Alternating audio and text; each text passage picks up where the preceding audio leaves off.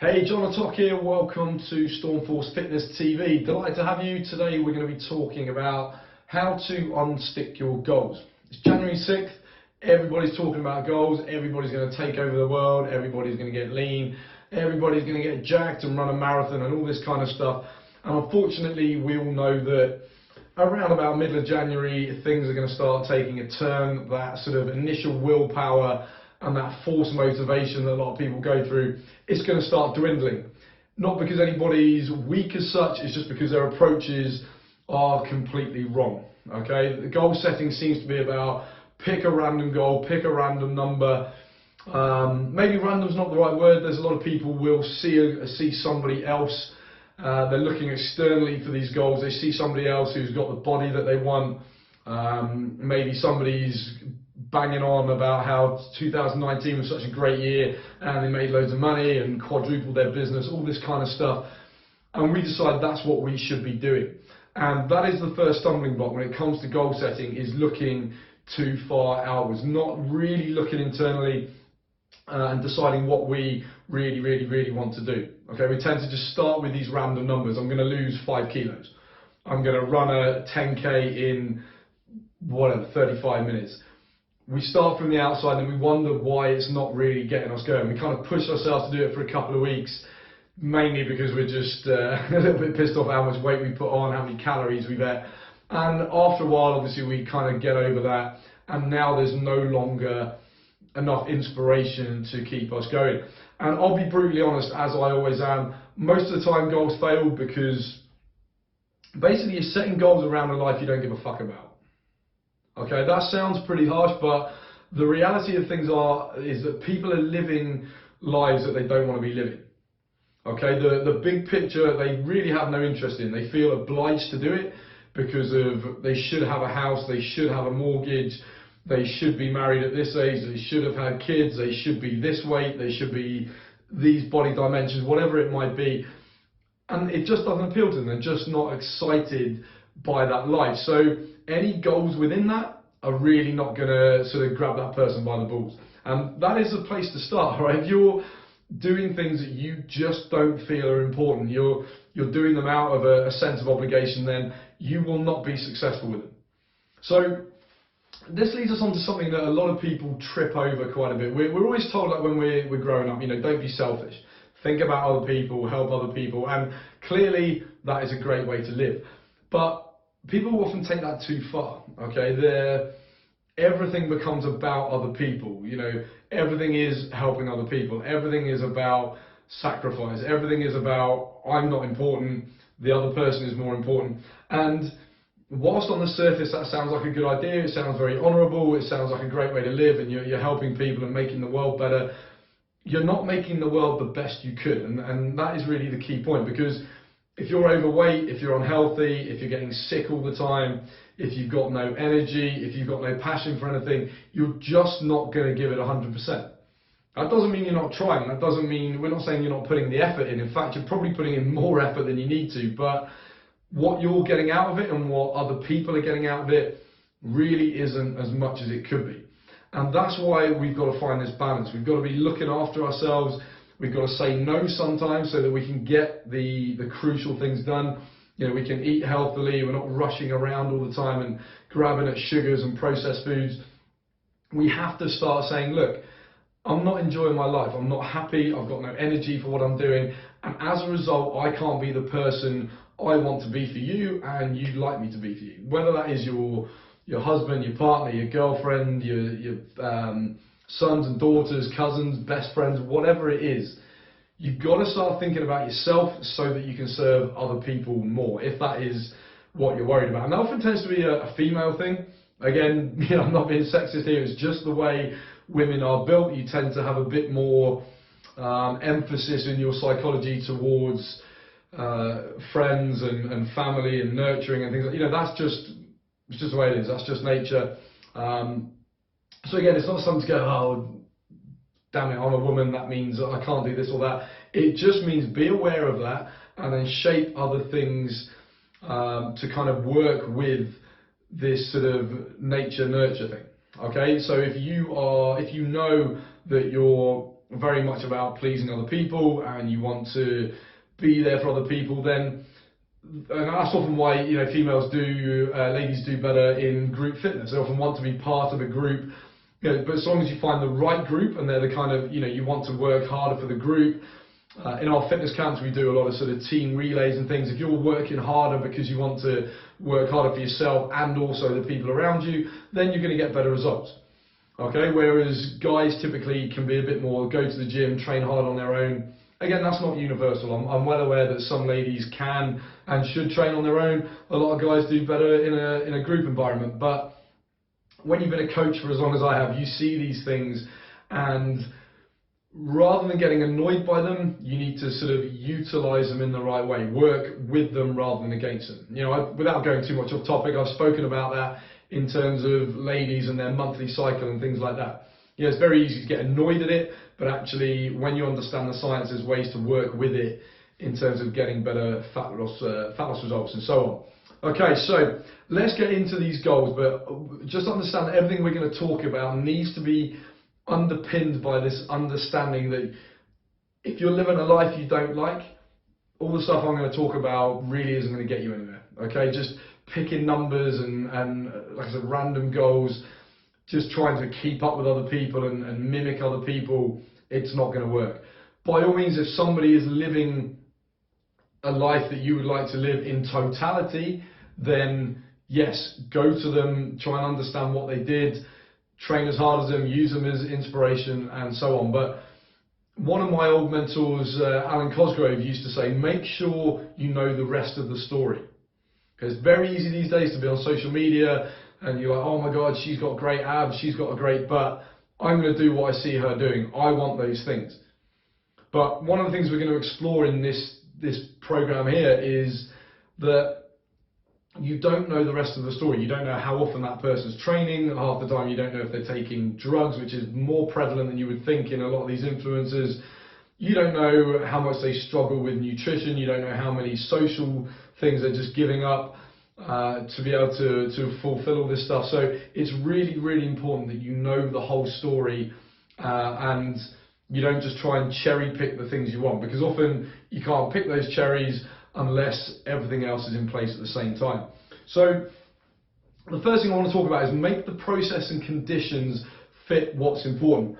This is my family taken a few years ago. Unfortunately, my grandparents have both passed away. As you can see, I also had a bit more hair. But I make this point because family is obviously very, very important to a lot of people. You know, if you don't have kids yet, then maybe not quite so much, but chances are parents are still around, grandparents, and you know, you want to be around for them to help them. But it's again more prevalent with people who have children. You know, you obviously are responsible for these kids. They're going to get put first a lot, and that is fine. Okay, I'm certainly not going to say that shouldn't be the case, but what I want you to understand is that you can still achieve your goals and that you will be more motivated, or I say more inspired, to push on with those goals and keep going if the process fits what's really important to you in your life. There's no point simply saying, I want to lose fat so I can get in that dress. If you don't really care, your life's not really going to be that much better if you're 3 or 4 kilos lighter. If you get kind of obsessed with, you know, drop a dress size.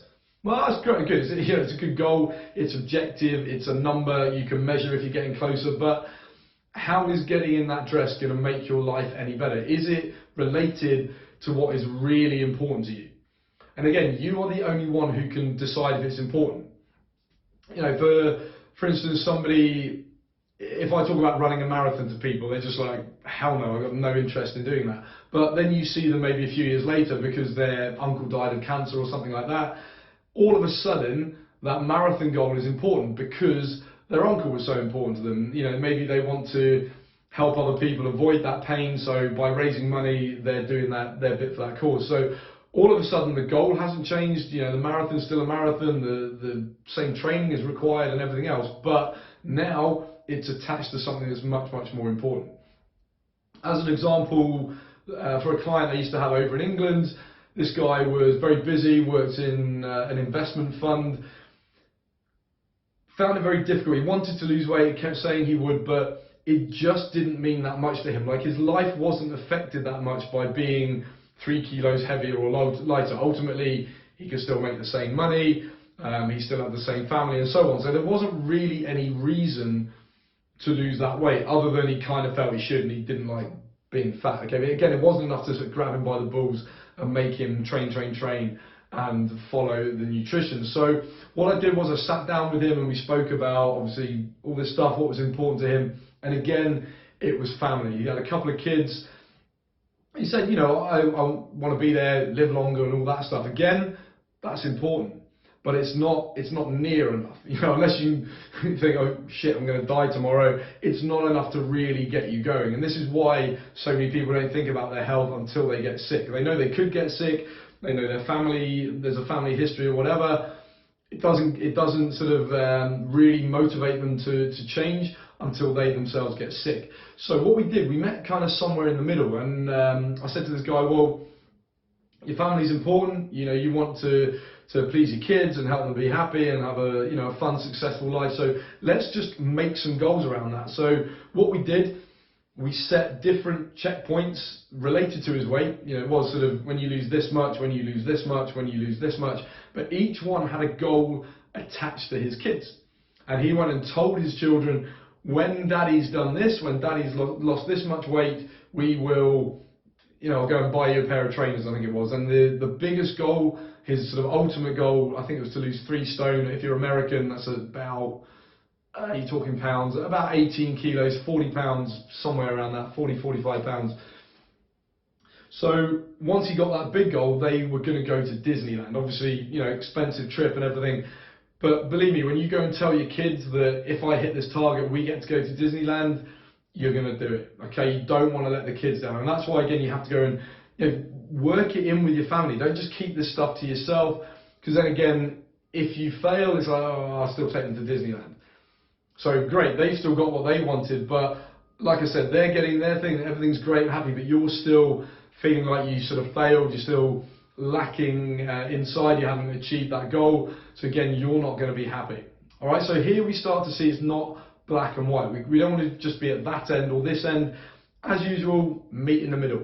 Okay, have some selfish goals that, you know, will make you feel better, you feel good, but attach them to what is super important and go and be accountable to those people. Explain to those people how your goal is related to essentially their goals and their happiness. Okay, all of a sudden it becomes a big picture thing. You're all in it together, much more inspired to move forward.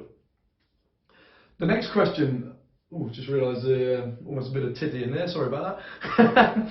So this one is about like, what have you got space for in your life? Again, a key problem is setting these massive goals. You know, you get these sort of gurus and motivational experts tell you how to set these, what's that phrase, these big, hairy, audacious goals and scary goals, and that'll get you going.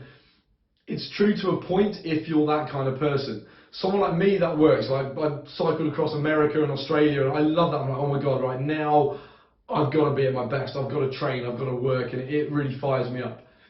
For a lot of people, you're just like, oh my God, I can't do this. Okay, it's too much. This is too big a goal, and rather than sort of breaking it down because they feel like they've now failed, what they do is quit. It's like, oh, well, I will do that goal, but I'll do it next January, when things are a bit easier. You know, I'll do it after my birthday, once I've got that stuff out of the way. As you know, there's always another excuse. Next thing, you're 50 or 60, and you've done nothing of what you said you were going to do. So you've got to start asking yourself, what have I got space for? You know, you might say, right, okay, I keep saying I'm going to run a 10K, but it never really gets me going. I'm going to do an Ironman instead. That'll really get me going. So you set that goal, you tell everybody, and then you get into January and you're like, okay, now that I've actually researched this, and when you speak to a coach, you realise you've got to be training like at least 6 hours a week, maybe 10 hours a week. It just doesn't fit with all the other stuff that you've got to do. You know, you've got a full-time job, you've got kids to look after, you've got to go and walk the dog, you've got to feed the cat, maybe you've got other commitments in terms of hobbies, like my dad plays cards once a week. All these things need to be taken into consideration, and certainly sometimes you say, well, okay, I'm going to drop that from my schedule, this is my goal, this is more important. But some things you can't just park the kids for 3 months and go, I'm not going to look after you for 3 months because I've got to be ready for my Ironman. All right, it doesn't work like that. So have a look at what have I got space for. So kind of get a goal in your head. If it is a fat loss goal, then, you know, if you've only got, say, 3 hours a week to train, you're not going to get to, you know, if you'll say, I don't know, 20 kilos overweight at the moment, you're not going to be fitness modeling in 8 weeks. It doesn't work like that. Okay, if you've only got 2 hours to exercise, the odds of doing that become even less. Okay, you've got then the time to get to your goal is going to be longer and longer and longer. So this is kind of a process where you really need to sit down with an experienced coach and say, okay, this is what I want to do. This is the ultimate goal. This is how much time I've got. This is how much commitment I can give to it. This is how much I can fit into my schedule. How long is it going to take to get to my goal? So it might just be a case of it's going to take you longer to get there. And that's fine, but at least when you know that, you don't feel so pressured. You're not trying to get in 6 or 7 training sessions a week. You're not trying to eat perfectly when you don't have time to prepare food. So you've got to start asking, what have I got space for? It's not just time, it's also money. Again, triathlon's a good example. You know, have you got enough money to buy a suitable bike? You're going to need certain shoes to go on the bike, because you're not going to just trundle around an Ironman on a mountain bike if you want to do it the best you can. You potentially could, but if you're going to do it properly, not really. You're going to need swimming gear. You might need a GPS watch for your running and all the, you know, if you want to start tracking things. Okay, so understand what you need, understand what you've got space for. And then maybe if that goal's too much, you can go, all right, well look, I'll step it back, I'll maybe train for a marathon. That might be the first place to start. It's not going to take as much commitment, it's still going to require some, but really all you need is a pair of trainers and a decent program, and you can pretty much get going. So super important, what have I got space for, and how much space do I need for this particular goal? So don't fail before you start by just thinking too big. Okay, often we need to sort of hold this big goal and then what I call reverse engineering. So this is where I want to be, and then what's the step before that, and the step before that, and the step before that, and you go back as far as you need to go until you get to today. What do I need to do today? Maybe I need to go and buy a pair of trainers. That's goal number one. Once I've got that, I'm gonna, okay, I can run 3 times a week, but only for half an hour at the moment. So you run 3 times a week for half an hour. Often what will happen, it'll buy you time, first of all, to maybe change things in your life if you need to, reschedule things, whatever needs to be done, talk to your partner. You know, can we work this? So I train, you look after the kids, then you train and I look after the kids. Something I've seen with people on my fitness camps. I've seen a group of women who used to take all of their, I think there was 5 of them, and they would run Monday to Friday every day. But what they would do is one day a week, one day out of those 5, one person would look after all the kids from 9 till 10. Okay, so 4 days a week, you didn't have any kids to look after because the other ladies were looking after them. So you could run 4 days a week, you had one rest day. So your rest day was different to each of the women. And I'd never even thought that, but it was pretty cool, and it goes to show that what I'm saying here, you need to decide what you've got space for, and then you need to go and potentially make that space. Okay, but if you can't make enough space, you start adjusting the goals accordingly. Related to that, too many people have pro goals but an amateur approach. Again, social media, we're exposed to so many people. You know, it seems like everybody looks like these two. Everyone's super lean, everyone's happy, everyone's traveling, everyone's making 6 figures. You know, and you think, right, that's my goal. In 12 weeks, I'm going to be all of that. But if we just dial it down to, we'll take these guys here who've obviously got on stage, fitness modeling.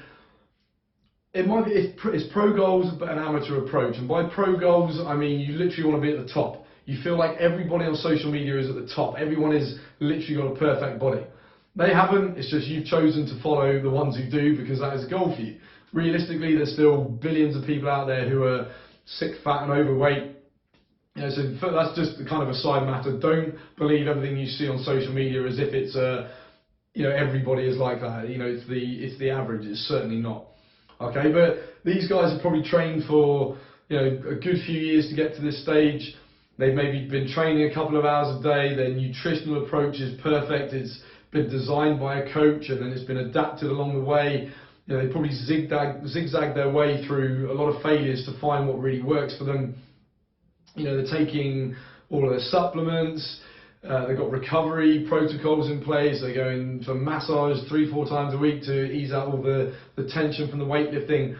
And you look at it and go, okay, well, I haven't got time for that, and that. But yeah, I'm going to train every day. Okay, and then you wonder why it doesn't work. You know, how come these guys can do it?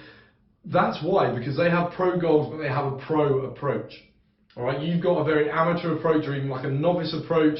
You want to look like this, but you go into the gym when you can. Again, I'm not judging. I'm not saying you don't have struggles in your life and so on, but that is kind of the point about what I said about making space. Okay, you simply cannot get to certain goals if you're working 9 to 5 and you've got 3 hours a week to train. Now, the odds are you're not going to look like these guys training for 3 hours a week, especially if you're just kind of making up your own workouts and so on. Again, pros have programs. They stick to these programs. They're constantly adapting it. They understand sets and reps and rest breaks and lifting tempos and periodization. And I might be losing you already. That's kind of the point. Okay, I'm talking from a professional perspective and the things that I help design for people. You just kind of want to go to the gym and play around. Again, I'm not judging you, but I'm just saying you will not get to pro goals with that kind of amateur approach. And another key step in all this goal setting is, you know, if maybe you have the same goals as last year, but you're like, well, this is my year. We always hear that 2020 is my year, 2020 is your year, like everyone trying to fire each other up. Sometimes the first place to start is, what did I screw up last year? Or maybe even not quite so negatively, you know, just what was a problem for me last year? What did I not deal with? Likelihood is it was your time management, it was your nutrition preparation, maybe you were training really hard but you just couldn't or wouldn't put in the effort into your nutrition. So training hard, you're in the gym, beasting it, couldn't have gone any harder in the gym. But then you're going out eating processed foods, not enough protein, too many calories, weren't drinking enough water, you were stressed, so you were going home and half a bottle of wine every night. So again, I don't know, because I'm not in your situation. I don't know how your life's gone for the last year. That's where you have to sit down and take a very honest approach and figure out what went wrong. Okay, so there's no point just setting the same goals and tripping over the same tripwires, which is how most people spend their life. They're constantly talking about what they want to do, but they think this year's going to be different just because the calendar's flipped over onto a new year, and we all know that doesn't work. So it pays to just take even just an hour to sit down, shut your phone off, don't talk to anybody, and really assess your life. Okay, that can be difficult. You know, sometimes we've got to be very honest with ourselves and go, yeah, this was my fault. I just didn't put enough effort in here. I just didn't find out what I needed to do. I just kind of bumbled forward until it didn't work anymore, and then I stopped doing it. Again, that is a key problem. When you're doing a bit of a program, you don't get anywhere, so you go, oh, the program doesn't work. Often it's not the program that doesn't work, it's that you weren't doing it properly and you weren't implementing the support mechanisms like food and sleep and hydration and stress management and all that stuff. Okay, we all want to believe, like I did when I became a personal trainer. I was like, I'm going to go on a course, someone's going to tell me the perfect workout program, I'm going to get jacked and lean and everything else, and I'll then just be able to give it to lots of other people and make money from it. It just does not work like that. Trust me, if it did, I would tell you. I'd be like, here's the perfect way to do it, go away and do it. It cannot just be about workouts, right? There's so much more to the kind of training environment that you must pay attention to, or you won't get anywhere. Okay, so that's another thing. Have a look back. What went wrong last year? What did I struggle with? What did I repeatedly trip over? And the best approach to that is to really look at all of your environments. Look at your home environment. Was your home environment set up for success in fitness? Did you still have loads of booze hanging around in January? Did you have loads of crappy food that you kept eating? Did you sit down with your partner and explain what you were trying to do to get them on board, get their buy-in? Either they join you on the goal, or they at least understand what you're doing and what you need by the way of support. Same with friends and colleagues and so on. You know, you can only last so long on your own, pushing yourself on your own. Because when you have those bad days, which you will have, when you have those moments of weakness, then if you don't have that support, you will be like, oh yeah, okay, I'll come for a pint. Yeah, I'll have a week off the nutrition. I'll just maintain, which we all know means slipping back to where we were. So hold the goal and focus on the process. This was me when we arrived at the Sydney, the Opera House by the bridge there, which shout out to Australia at the moment. They're having a bad time, and I had an amazing trip cycling across your country there, so hope you guys are well, praying for you, stay safe, tough time at the moment. But yeah, this was when we arrived.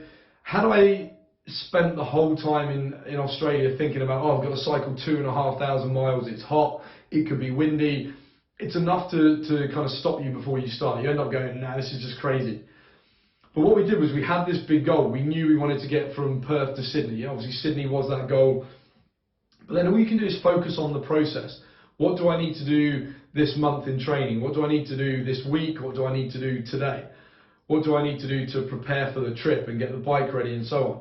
And then once we're there, you can only deal with 1 day, 1 hour at a time. Where do we want to try and get to at the end of this day? Not 2,500 miles, it's a long way, and when you're on that bike going slowly and the wind's against you, 2,500 miles feels impossible. But 5 miles doesn't, 10 miles doesn't. Okay, you can just focus on the next stage, focus on the process. Don't get ahead of yourself. Like, you'll never achieve a big goal in a day, in a week, in a month. Okay, there's a good saying in fitness, like, people underestimate what they can achieve in a year and overestimate what they can achieve in a month. Okay, think about 12 months rather than 12 weeks. But at the same time, don't get obsessed with the goal. Don't be thinking, until I'm at that goal, I haven't achieved anything. You have. Okay, track what's going on, see the results in real time, see that you're moving forward, and it will keep you going. They will snowball, and eventually you will get where you want to go. Okay, and last but not least, accountability is critical. This is just a little photo from our fitness camp of the girls having a ski erg race. That's just one version of accountability. When you're not just working out for yourself, you're actually working as a team, you push that a little bit harder. Okay, it's not in a pressure way, it's not like, oh, we lost, oh my God, they got a trophy. It is just a workout. Okay, but just that little bit, knowing that you're in that moment for 10, 15 minutes, you're part of a team, it keeps you accountable to work that little bit harder and not just slack off because you're feeling a bit tired. Accountability can come in the form of someone like me having a coach to check in with every week. Maybe you have personal training a couple of times a week, so obviously you've got a more regular check-in. It can be like my Turbo Transformation. We have an online group where we're working with people around the world, but they can check in every week. They can ask questions. They can update. They can explain, I'm having a bit of a bad day. Someone kind of keep me on track. Give me a reason again. Remind me why I'm doing this. There's different forms of accountability. Okay, we spoke about my old client who essentially was accountable to his son and his daughter with the whole Disneyland goal. Okay, find what works for you. There's no right or wrong. I'm one of these people, I'm quite good at being accountable to myself. I have goals in life, they mean a lot to me, so I'm literally accountable to myself, and I'll sit down at the end of a week, the end of a month and go, bro, you've not been good enough. Okay, this isn't good enough. I don't let it knock me down. I just go, okay, well, what needs to be done differently this week? Write down those goals, off we go again. It doesn't mean every week is perfect, okay, but it means that the average week does move me forward. The average week is where it needs to be. Okay, so that's a good place to finish, is when we're talking about goals, don't expect it to be a perfectly straight line. If you have an annual goal, somewhere you want to be by December 31st, I guarantee you it will not be a straight line. Sometimes weeks will be better than you thought, then they turn, then they're up again and up again and up again, and then they drop. That's how it works, okay? It is a zigzag to where you want to go. So I hope that gives you some ideas how to unstick your goals. Like I said, step by step, hold that big goal. Have a think about it. Make sure it is genuinely important to you. Nobody on this planet can tell you what should be important to you.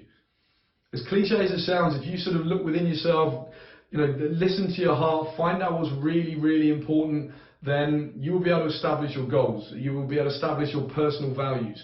Okay, ones that really mean a lot to you, ones that get you out of bed in the morning. I don't have a problem getting up at 5 o'clock every day because I love coaching, I love building my business, obviously I want to make money from that, I love helping people. It's not hard 99% of the time to get out of bed. But again, I have bad days. Sometimes I don't want to go, but I know what the goal is, I have a word with myself, and off we go again. Alright, so that's an approach to unsticking your goals. I go back to the first thing I said, which may have sort of dug in a few of you. Make sure you're not setting goals for a life that just sucks. Okay, if you don't give a fuck about your life, then you're not going to give a fuck about your goals. Alright, big picture, break it down, and just keep working at it. This has been Stormforce Fitness TV, and I'll see you on the next episode.